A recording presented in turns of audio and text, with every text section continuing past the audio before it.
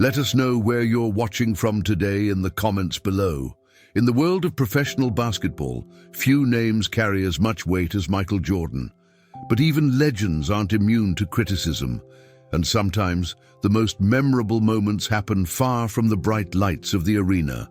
This is the story of an encounter that would become both a cautionary tale and a testament to Jordan's unshakable spirit.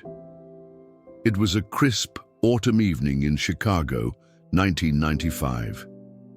The city was still buzzing with excitement over Jordan's return to basketball. After his brief retirement, the United Center had just emptied after another Bulls victory, but the night was far from over. Jordan, dressed in an impeccably tailored charcoal suit, made his way through the private exit toward his customized Mercedes S600.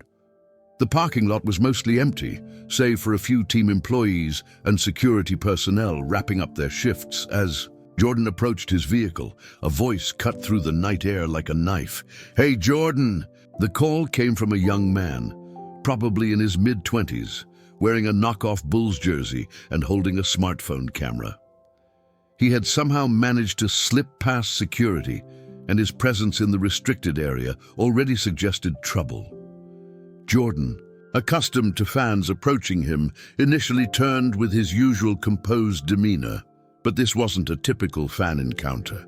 The young man's face wore a smirk that spoke of intentional provocation. "You're washed up, man. Should have stayed retired." The words echoed across the concrete expanse, drawing the attention of nearby security personnel who began moving toward the scene. Jordan, however, remained perfectly still, his expression unchanged as he studied the heckler with the same intensity he brought to analyzing opponents on the court. The young man, emboldened by Jordan's silence, continued his tirade.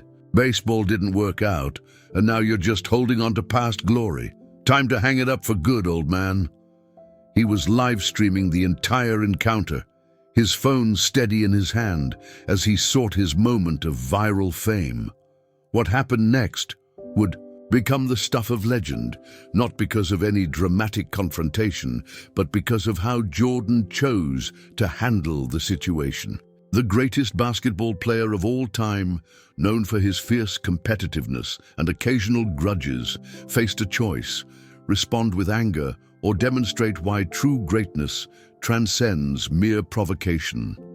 Security guards were now closing in, ready to remove the troublemaker, but Jordan raised his hand, signaling them to wait. The parking lot fell silent, the tension thick enough to cut with a knife. The heckler's smirk began to falter as Jordan slowly walked toward him, each step deliberate and purposeful. "You know," Jordan began, his voice carrying the same calm authority that had commanded countless huddles, "I used to think like you." The heckler's live stream continued rolling, but his bravado was visibly cracking under Jordan's steady gaze. "I used to believe that success was about proving others wrong, about responding to every critic and doubter." Jordan's security detail stood back, watching as their boss handled the situation with unexpected grace. The young man's phone began to shake slightly in his hand as Jordan continued. "But let me tell you something about being washed up. When you've achieved everything people said you couldn't, when you've fallen down and gotten back up more times than they can count, you learn that true greatness isn't about proving them wrong. It's about proving yourself right." The parking lot had become eerily quiet, with even the distant city sounds seeming to fade away. The few witnesses to this encounter stood transfixed, watching a masterclass in handling confrontation. With dignity, the heckler's live stream comments were flooding in, but he seemed to have forgotten about his phone entirely, caught in the gravity of Jordan's presence. "You came here tonight thinking you'd get a reaction, maybe hoping I'd lose my temper," Jordan continued, now standing just a few feet from the young man. "But let me ask you something. What are you really trying to prove? That you can get under my skin? That you can make a legend lose his cool?" A slight smile played at the corners of Jordan's mouth. "I've faced tougher opposition on my worst days." The heckler's cockiness had completely evaporated, replaced by a look of dawning realization. His phone had lowered to his side, the live stream forgotten. Jordan's words weren't just a response to this one incident. They were a lesson in handling adversity, in maintaining composure when others try to tear you down. "You called me old man," Jordan said, straightening his suit jacket. "You're right, I am older. And with age comes wisdom. So here's some free advice. Instead of trying to tear others down to build yourself up, focus on building something of your own. Success leaves clues, but you'll miss them all if you're too busy pointing out what you think are other people's failures." The security team had formed a loose circle around the scene, but their posture had relaxed. They weren't watching a confrontation anymore. They were witnessing a moment of mentorship, albeit an unconventional one. The young heckler's face had transformed from arrogant to attentive, his earlier bravado replaced by something approaching respect. "Now," Jordan continued, "you have a choice to make. You can post that video. Try to get your moment of viral fame. Maybe some people will laugh, give you likes, call you brave for confronting me. But ask yourself, is that really the mark you want to leave? Is that the story you want to tell?" The heckler looked down at his phone, then back at Jordan. Without a word, he pressed a few buttons, presumably ending and deleting the live stream. The action spoke louder than any apology could have. Jordan nodded, acknowledging the choice. "Success isn't about the moments everyone sees," Jordan said, turning back toward his car.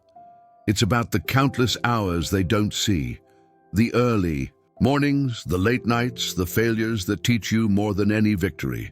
Remember that next time you're tempted to call someone washed up." As Jordan reached his vehicle, he turned back one last time.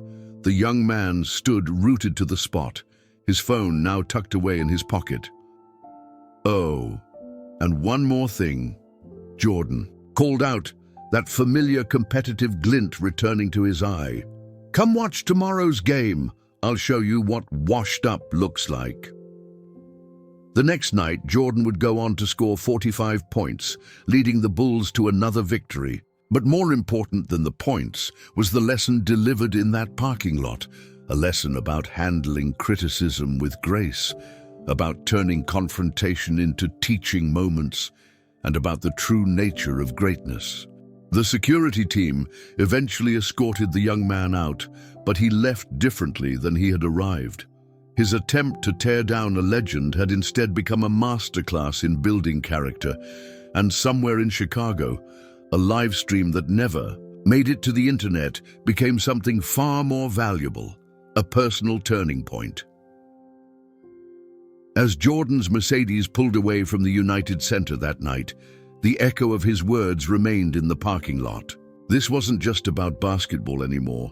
It was about the choice we all face when confronted with negativity. Do we stoop to the level of our critics, or do we rise above and turn their attempts to shame us into opportunities to shine? The story of the parking lot heckler would be shared among Bulls staff members for years to come, not for the confrontation that almost was, but for the wisdom that emerged from what could have been an ugly scene. It served as a reminder that true greatness isn't just about what you achieve. It's about how you carry yourself when faced with those who doubt your achievements.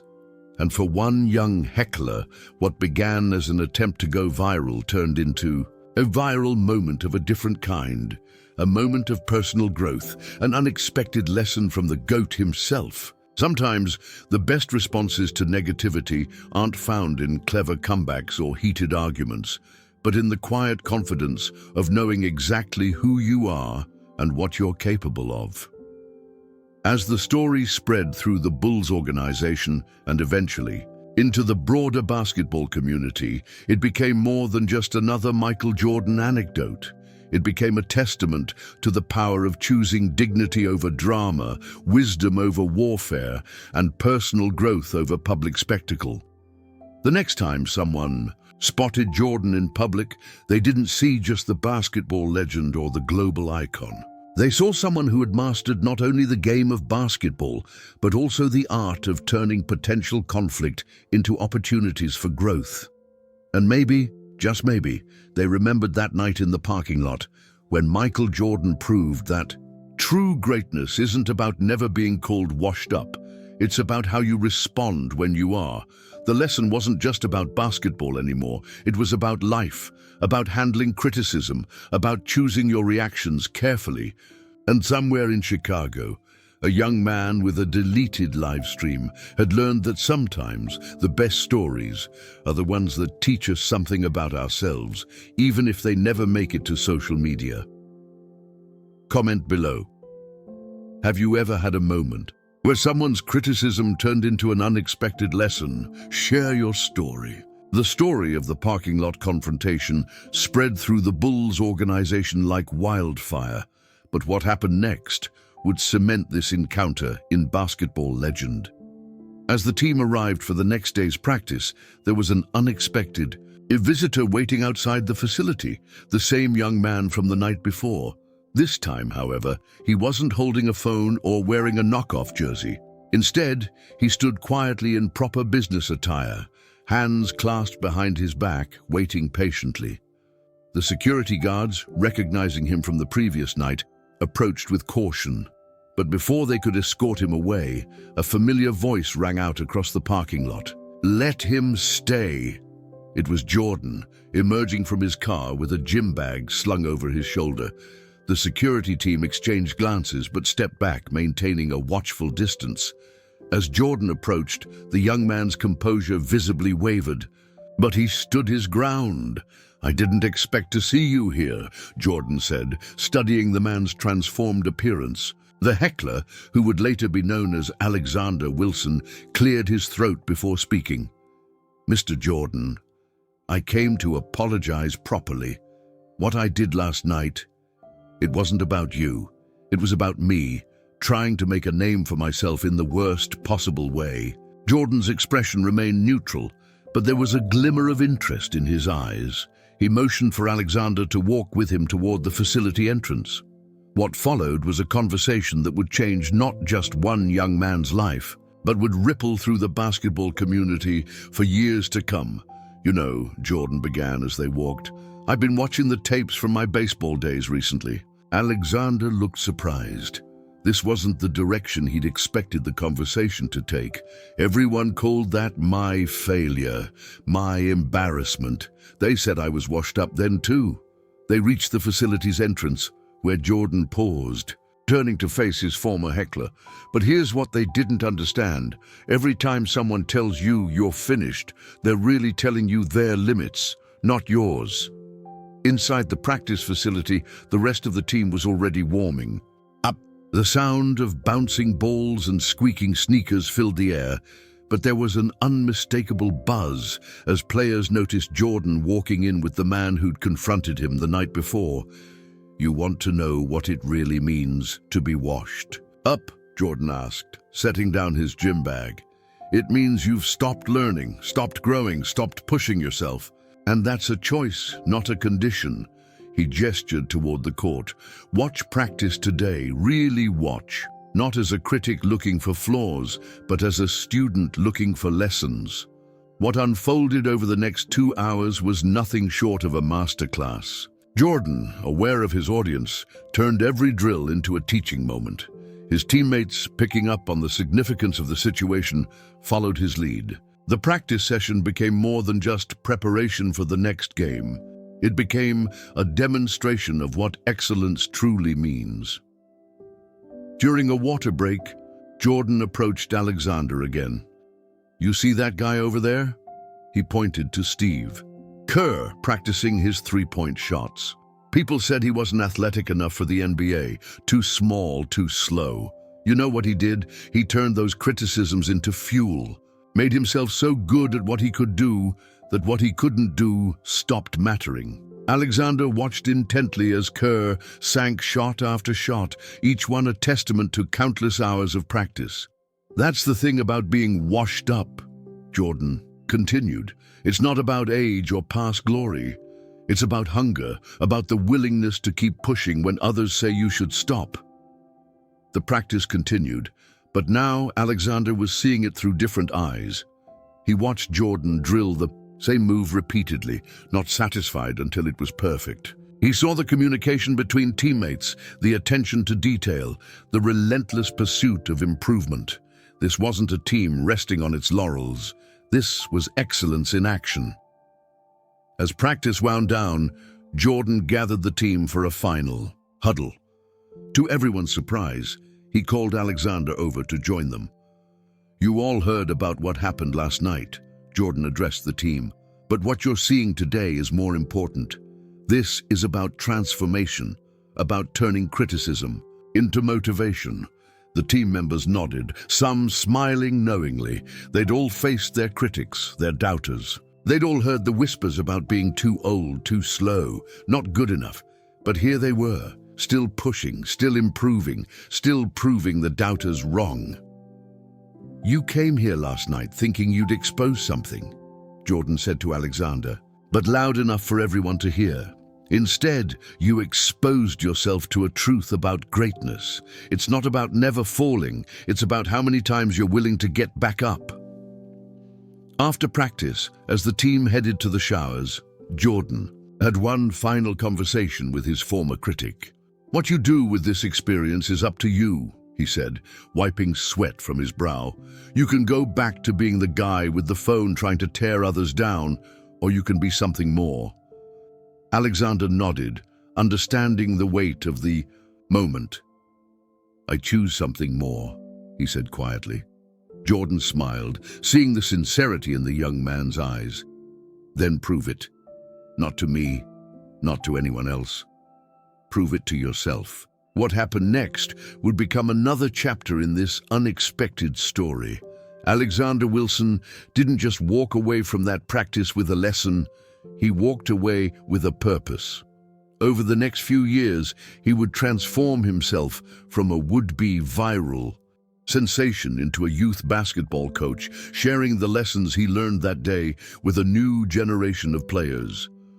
The story could have ended in that parking lot with just another confrontation between a star and a heckler. Instead, it became a testament to the power of turning negative moments into positive transformation. Jordan didn't just shut down a critic, he created an advocate for the very values he represented. As news of the incident and its aftermath spread through the basketball community, it took on an almost mythical quality. But those who were there, who witnessed the transformation over those 2 days, knew the truth was more powerful than any myth. They saw how a moment of potential conflict became a catalyst for change. The next game, as Jordan had promised, was a demonstration of what it truly means to be far from washed up. But more impressive than his 45-point performance was what happened in the stands.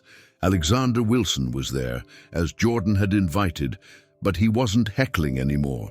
He was studying, learning, understanding the game in a way he never had before. After the game, reporters caught wind of the story and clamored for interviews with both Jordan and Wilson. But both men declined to discuss it publicly.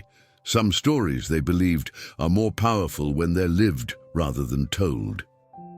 Years later, when asked about the incident, Jordan would simply smile and say, "Sometimes your biggest critics become your best students." And in gyms across Chicago, Alexander Wilson would share his story with young players, not as a cautionary tale, but as a testament to the transformative power of humility and the willingness to learn. The security guards, who witnessed both encounters, the confrontation and the transformation, would often tell new staff members about those 2 days. They'd describe how they watched a potential security incident become a life-changing moment, how they saw firsthand that true greatness isn't just about athletic achievement, it's about the impact you have on others. The story became more than just another chapter in the Jordan legacy. It became a reminder that even in our most confrontational moments, there's an opportunity for growth, for learning, for transformation. It showed that sometimes the most powerful response to criticism isn't a comeback. It's a commitment to excellence that speaks louder than words.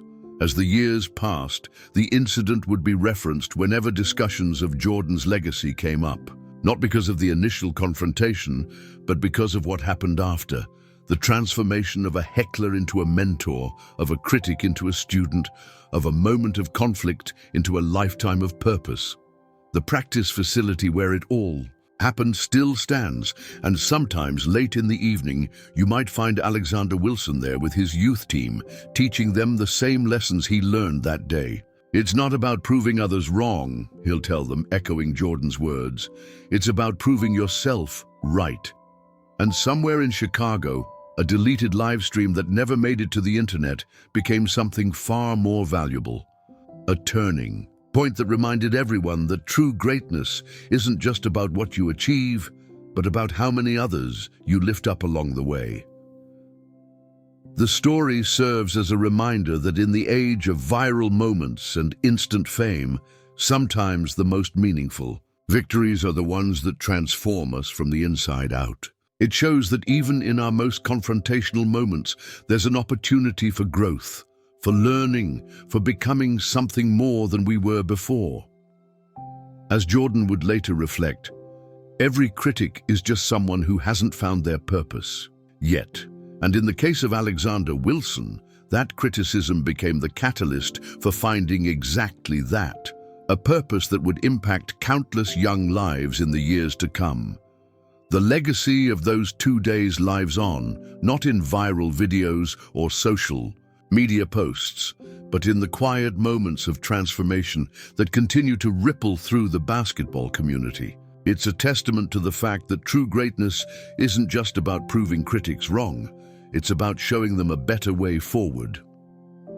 The impact of Jordan's interaction with Alexander Wilson didn't end with their practice facility encounter.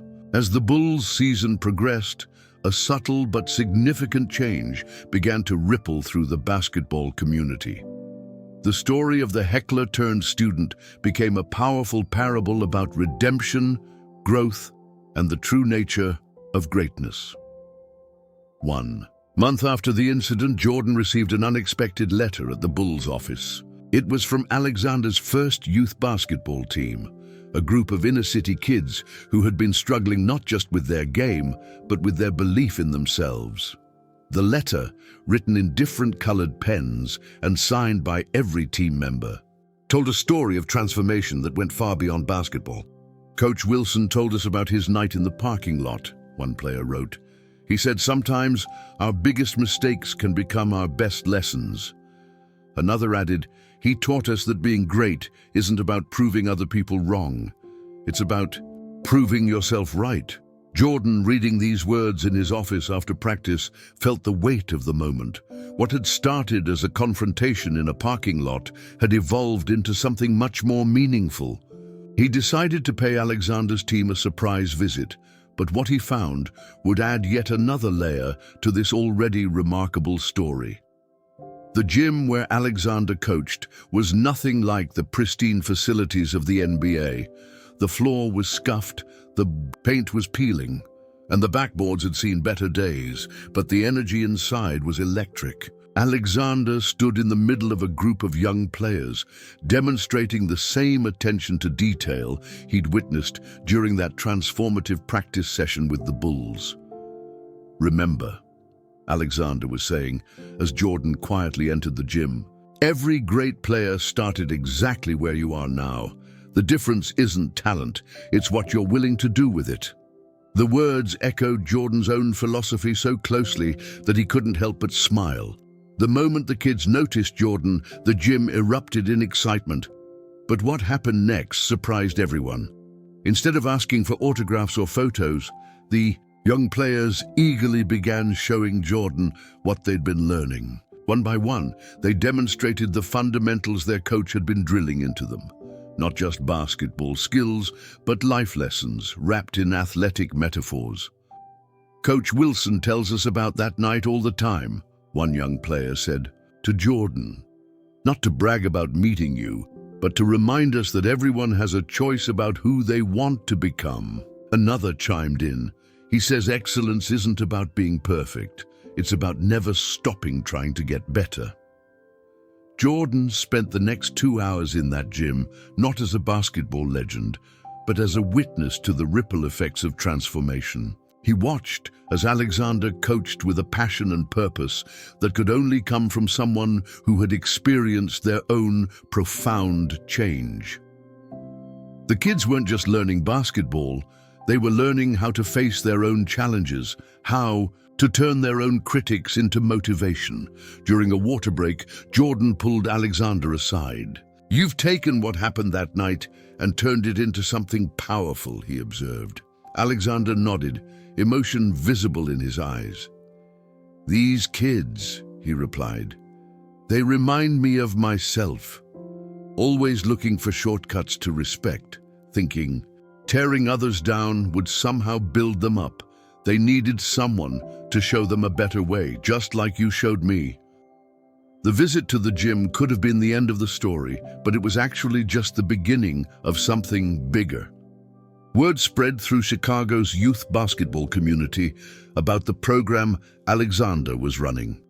Other former critics and hecklers began reaching out, not to apologize, but to learn. They wanted to know how he had transformed his moment of shame into a platform for positive change. Alexander's response was always the same. "It's not about the moment you fail, it's about what you do next." He began organizing workshops for other coaches, sharing not just basketball knowledge, but the deeper lessons about character and personal growth that he'd learned from his encounter with Jordan. The Bulls organization took notice. They began inviting Alexander's teams to special practice sessions, not as spectators, but as participants in their own development. The same security guards who had once been ready to remove him from the premises now greeted him with respect, recognizing the power of transformation they had witnessed firsthand.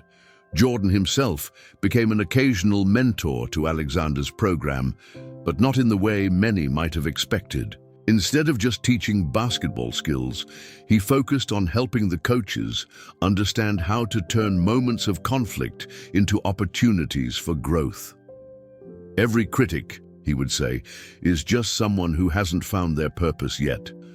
The media eventually caught wind of the story, but both Jordan and Alexander were selective about how they shared it. They didn't want it to become just another feel-good viral moment. Instead, they focused on the tangible impact it was having on young lives throughout Chicago. One particularly touching moment came during a city-wide youth basketball tournament.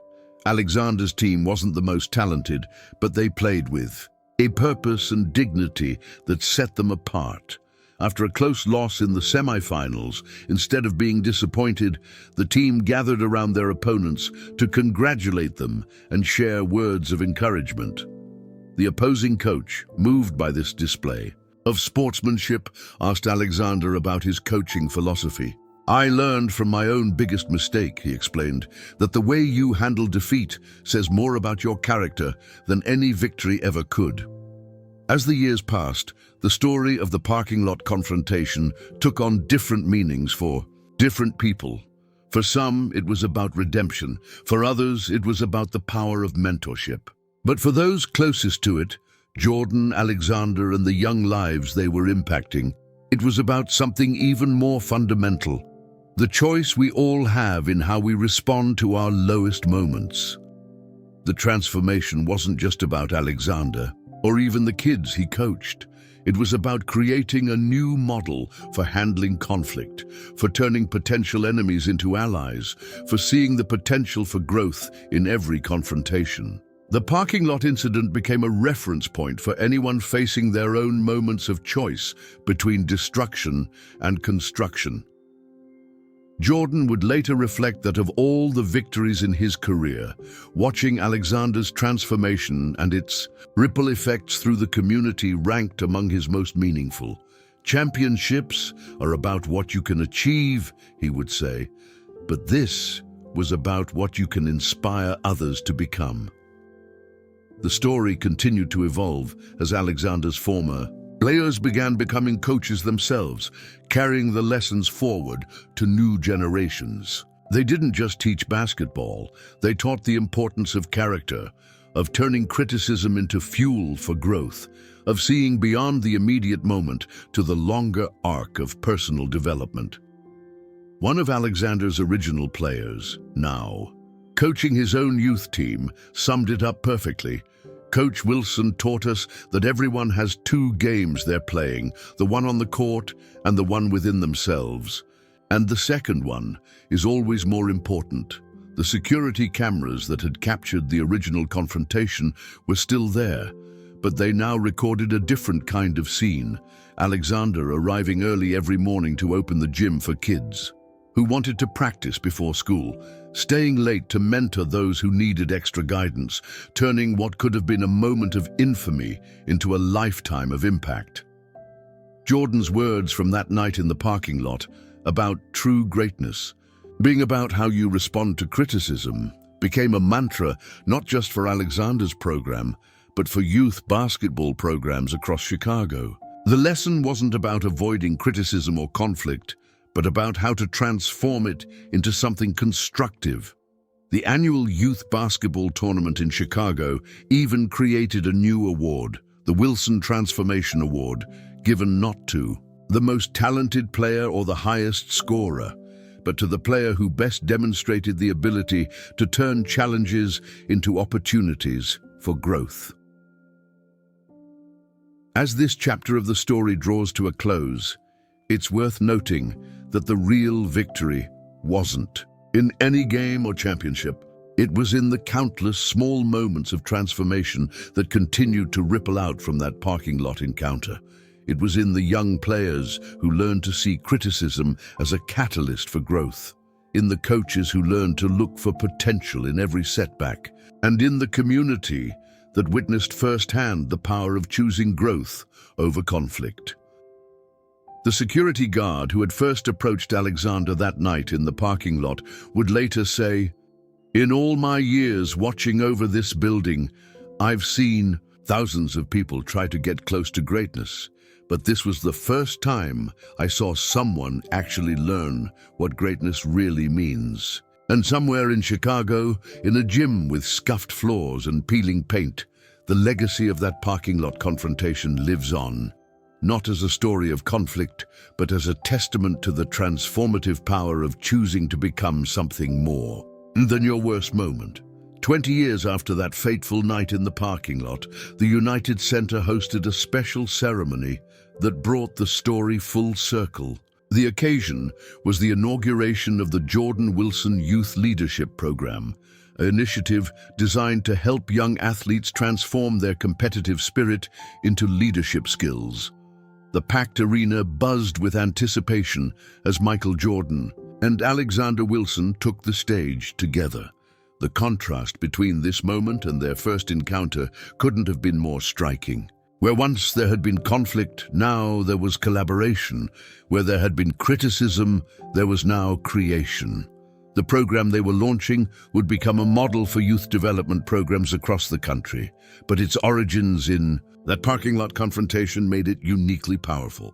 "Some of you might know the story," Jordan began, addressing the crowd of young athletes, coaches, and community leaders. "But what you don't know is what happened in all the years between then and now. This isn't just about one night or one moment of transformation. It's about what happens when you choose to build instead of destroy." Alexander stepped forward, his presence now carrying the quiet confidence of someone who had found his true purpose. 20 years ago, I came to this building thinking I knew what greatness looked like," he said. "I thought it was about proving others wrong.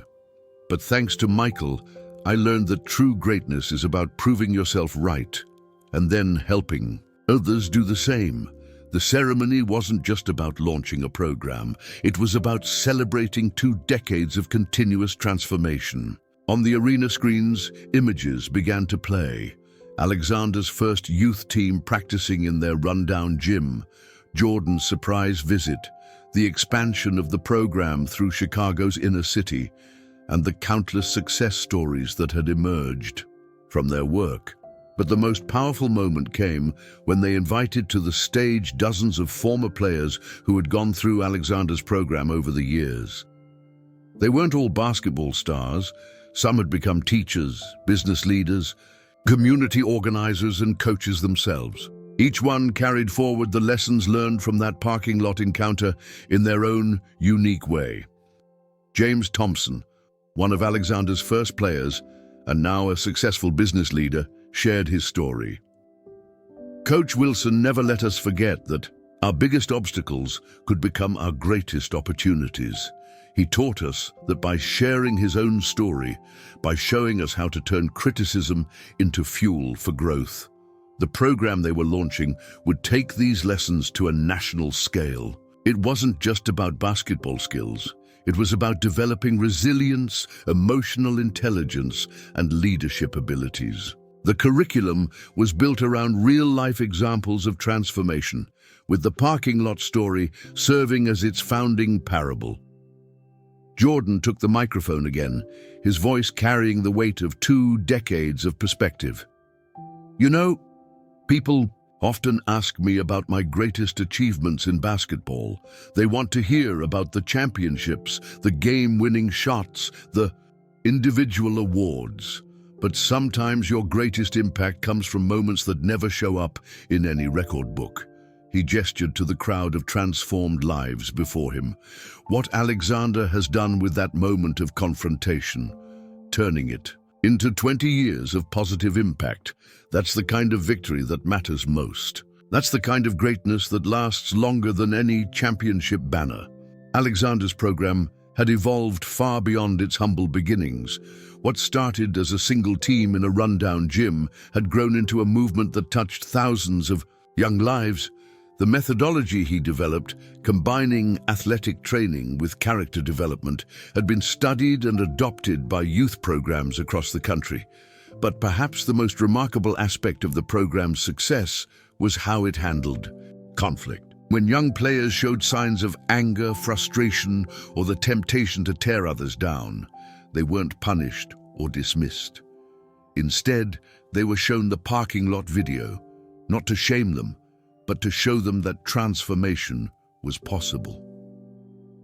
During the ceremony, they premiered a documentary that traced the program's impact through the years. It featured interviews with former players, parents, and community leaders who had witnessed the ripple effects of that parking lot encounter. But the most powerful testimonials came from those who had entered the program as critics and left as advocates.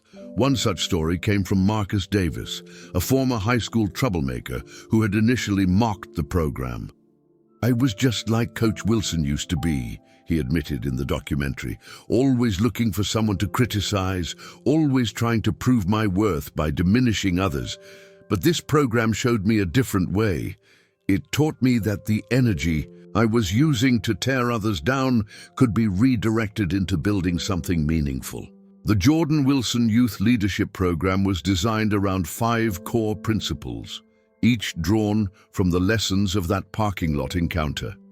Transform criticism into motivation, build instead of destroy, lead by example, find purpose in adversity, create opportunities for others. These principles weren't just posted on walls, they were lived out daily in the program's activities. Young athletes learned not just how to handle criticism, but how to transform negative experiences into positive growth opportunities. As the ceremony continued, Jordan and Wilson unveiled the program's ambitious plans for the future. They would be opening leadership centers in cities across the country, each one designed to help young athletes develop not just their game, but their character. This program, Alexander explained, isn't about creating the next Michael Jordan. It's about helping each young person find their own greatness, their own path to making a positive impact. Sometimes that happens on a basketball court, but more often it happens in how they choose to handle life's challenging moments. The event reached its emotional peak when they introduced the first class of Jordan Wilson Fellows, young athletes who would receive full scholarships to participate in the program's intensive leadership development track. Each one had their own story of transformation, their own moment of choosing growth over conflict.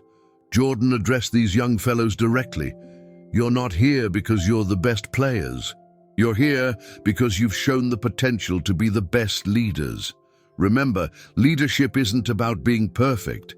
It's about showing others how to learn from imperfection." As the ceremony drew to a close, they played one final video. It was security camera footage from that night in the parking lot. But now it carried a different meaning. It wasn't just about a confrontation avoided. It was about the moment two men chose to create something larger than themselves. That night, Alexander reflected, I thought I was writing my story. I thought I was going to be the guy who called out Michael Jordan. Instead, I became part of a much bigger story. One about the power of transformation, about the choice we all have to become something more than our worst moments. The program's launch marked not an ending, but a new beginning. It represented the formalization of lessons learned over 2 decades of working with young athletes, of turning potential conflicts into opportunities for growth, of showing that true greatness lies not in never falling, but in how you rise. As the crowds filed out of the United Center that night, they passed by a new installation in the lobby. It was a simple plaque that read, "Every critic is just someone who hasn't found their purpose yet." Below these words was the date of that parking lot encounter, marking not the moment of confrontation, but the beginning of transformation. The security guards, who had witnessed the original incident, now nearing retirement, watched as people stopped to read the plaque. They shared knowing smiles, having seen firsthand how a potential security problem had become a catalyst for 2 decades of positive change. Jordan and Wilson stood together after the ceremony, looking out at the empty arena. "You know," Jordan said, "that night in the parking lot I saw something in you that you didn't see in yourself." Alexander nodded, understanding. "And now," he replied, "we get to help others see that same potential in themselves." As they left the arena that night, they passed by the spot where it all began. The parking lot looked different now, renovated, upgraded, modernized. But the lesson learned there remained timeless, that in our moments of greatest conflict lies the potential for our most meaningful transformation. The story of the parking lot heckler had become more than just a tale of redemption. It had become a blueprint for turning confrontation into collaboration, criticism into construction, and momentary failure into lasting impact. And somewhere in Chicago, in gymnasiums and classrooms and community centers, that blueprint continues to transform lives, one choice at a time. Remember, true greatness isn't about never being challenged. It's about how you respond to those challenges. Share your own story of transformation in the comments below.